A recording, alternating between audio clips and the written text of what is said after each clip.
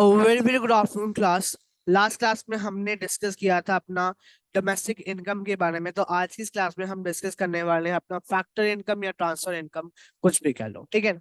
तो factor income क्या होती है? सिंपल शब्द भाषा में मैंने आपको पहले भी बता रखा है, फैक्टर इनकम वो इनकम होती है जो हमें फैक्टर प्रोडक्शन से मिलती है। फैक्टर प्रोडक्शन चार होते हैं: land, labour, capital, entrepreneur. Land को मिलता है रेंट, लेबर को मिलता है वेजेस, कैपिटल को मिलता है इंटरेस्ट, और एंटरप्रेन्योर को क्या मिलता है? प्रॉफिट। तो income received by the owners of the factor production by rendering for rendering the factor services to the producer for the production of goods and services, उसको हमने क्या कहा? फैक्टर इनकम कहा।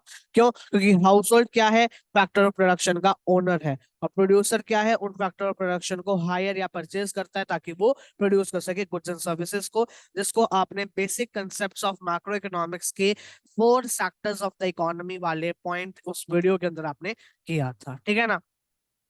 तो as a consequence of this flows there is a production of goods and services. फिर transfer income क्या होता है, या फिर पेमेंट्स क्या होती है? ट्रांसफर इनकम या ट्रांसफर पेमेंट, या जिसको हम वन साइडेड पेमेंट या यूनिलेटरल पेमेंट्स भी कहते हैं।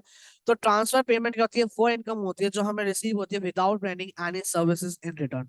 मैंने कोई सर्विस नहीं दी लेकिन फिर भी मेरे को पैसे मिल रहे हैं, तो इससे कोई प्रोडक्शन नहीं होती गुड्स एंड सर्विसेज की इकोनॉमी के अंदर। मेयरली ये कॉज क्या करता है कि ट्रांसफर करता है कि इनकम की from one sector to the another sector. इसको हम within the domestic territory भी रिसीव कर सकते हैं और आउटसाइड द डोमेस्टिक टेरिटरी भी रिसीव कर सकते हैं। इसको हम नेशनल इनकम में इंक्लूड नहीं करते हैं क्योंकि ये वन साइडेड पेमेंट्स होती हैं। जैसे चैरिटी हो गया, ग्रांट हो गया, ओल्ड एज पेंशन हो गया, अनएम्प्लॉयमेंट अलाउंसेस हो गए, टैक्सेस हो गए जो रिसीव होते हैं गवर्नमेंट के थ्रू या सब्सिडीज पे की जाते हैं, उनको हम इंक्लूड नहीं करते हैं नेशनल इनकम के अंदर। बट इसको हम यूनिलेटरल पेमेंट्स को हम, एक टॉपिक आएगा आपका 12th क्लास के अंदर, that is balance of payment, ठीक है, जो आप ऑलरेडी मेरे चैनल पे देख सकते हैं वीडियो। बिकॉज जो ये था हमारा बैचलर्स डिग्री के जो मैं पढ़ा रहा हूँ, उसमें भी मैक्रो इकोनॉमिक एनालिसिस है। तो उसमें आपका यूनिट था एक बैलेंस ऑफ पेमेंट का, मेरे को जानने में आया था, सुनने में आया था कि बैलेंस ऑफ पेमेंट का भी है। तो उसमें मैंने उनको बैलेंस ऑफ पेमेंट करा चुका हूं मैं। तो आप वहां से जाके बैलेंस ऑफ पेमेंट और फॉरेक्स का जो चैप्टर वो देख सकते हैं, राइट। तो उसमें मैंने आपको बताया हुआ है कि जो हमारी जो वन यूनिलेटरल पेमेंट्स होते हैं हम उनको इंक्लूड करते हैं इन द काउंटेशन ऑफ, मतलब हमें डेफिसिट, हमारी कंट्री में डेफिसिट हो रहा है या फिर हमारी कंट्री में सरप्लस हो रहा है, उसको निकालने के लिए हम उनमें ऐड करते हैं, लेकिन नेशनल इनकम में इसको हम इंक्लूड नहीं करते हैं। अब आता है डिफरेंस क्या होता है इन दोनों के बीच में। डिफरेंस बहुत ही सिंपल सी चीज है। क्या है डिफरेंस? आइए देखते हैं। 10। ओके, तो हमने कहा फैक्टर इनकम क्या होती है वो आपको पता चल गया, ट्रांसफर इनकम क्या होती है वो भी पता चल गया। नेचर क्या है? फैक्टर इनकम को हम कहाँ से इंक्लूड, उसको हम इंक्लूड कहाँ का करते हैं? नेशनल इनकम में भी, डोमेस्टिक इनकम में। लेकिन ट्रांसफर इनकम को हम कहीं इंक्लूड नहीं करते, ना ही नेशनल में ना ही डोमेस्टिक इनकम के अंदर, राइट।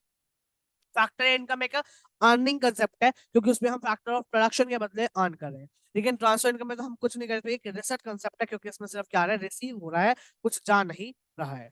रेसिडेंट कौन होता है? फैक्टर इनकम का रेसिडेंट कौन होता है? फैक्टर प्रोडक्शन होते हैं। लेकिन ट्रांसफर इनकम का कौन होता है? जनरली हाउस होल्ड या तो गवर्नमेंट होता है, ठीक है ना। एग्जाम्पल्स क्या है इसके? रेंट, वेजेस, इंटरेस्ट, प्रॉफिट हो गया, और इसका मैंने आपको बहुत सारे एग्जांपल ऊपर ही दे दिए। Charity, scholarship, grant, old age pension, unemployment allowances और भी बहुत सारी चीजें होती है उसमें इंक्लूड होती है।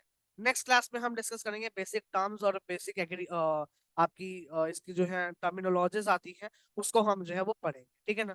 तो मिलते हैं आपसे नेक्स्ट क्लास में, तब तक के लिए bye bye. Thanks for watching this video everyone. Bye, take care.